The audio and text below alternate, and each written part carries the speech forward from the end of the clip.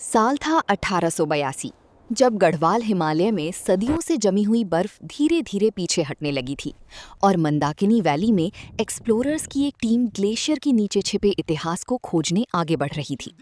उन्हें पूरा विश्वास था कि अंदर सिर्फ टूटे हुए खंडर मिलेंगे, लेकिन जैसे ही बर्फ की मोटी परत हटी, उनके सामने खड़ा था एक चमत्कार, केदारनाथ मंदिर।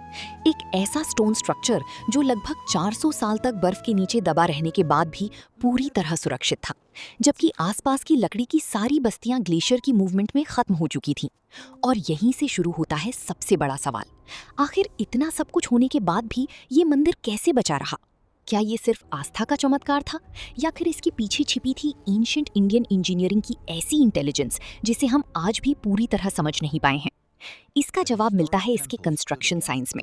सबसे पहले आता है साइट सिलेक्शन इंजीनियरिंग, जहां प्राचीन आर्किटेक्ट्स ने मंदिर को लूज सॉइल पर नहीं बल्कि सॉलिड नेचुरल बेड रॉक पर बनाया, ताकि फाउंडेशन को माउंटेन रॉक की नेचुरल स्ट्रेंथ मिल सके और इरोजन या सेटलमेंट का खतरा खत्म हो जाए।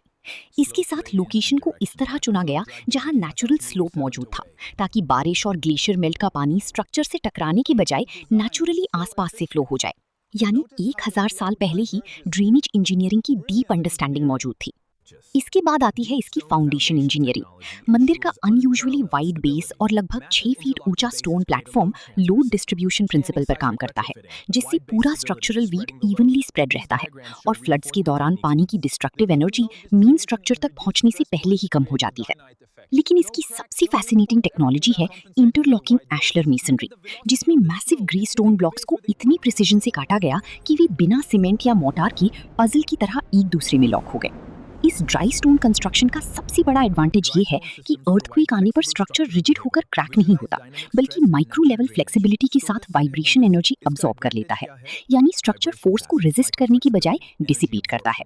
मंदिर की लगभग 12 फीट मोटी दीवारें इसका स्ट्रक्चरल मास बढ़ाती हैं, जिससे ये एक्सट्रीम हिमालयन विंड्स और फ्लैश फ्लड्स के खिलाफ एक्स्ट्रा स्टेबिलिटी हासिल करता है, जबकि इसका north south orientation environmental forces को बैलेंस करता है और sloped roof design heavy snowfall को जमा नहीं होने देता, जिससे एक्स्ट्रा लोड स्ट्रक्चर पर नहीं पड़ता।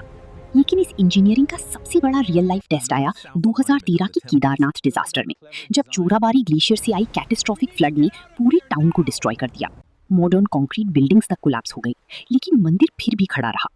अब जरा सोचिए, जब मॉडर्न इंजीनियरिंग आज डिजास्टर रेजिस्टेंट स्ट्रक्चर्स बनाने के लिए एडवांस्ड सिमुलेशंस और रिसर्च कर रही है, तब हमारी एंसेस्टर्स 1000 साल पहले ही climate responsive architecture, earthquake resistant design और डिजास्टर सर्वाइवल इंजीनियरिंग को प्रैक्टिकली इंप्लीमेंट कर चुकी थी।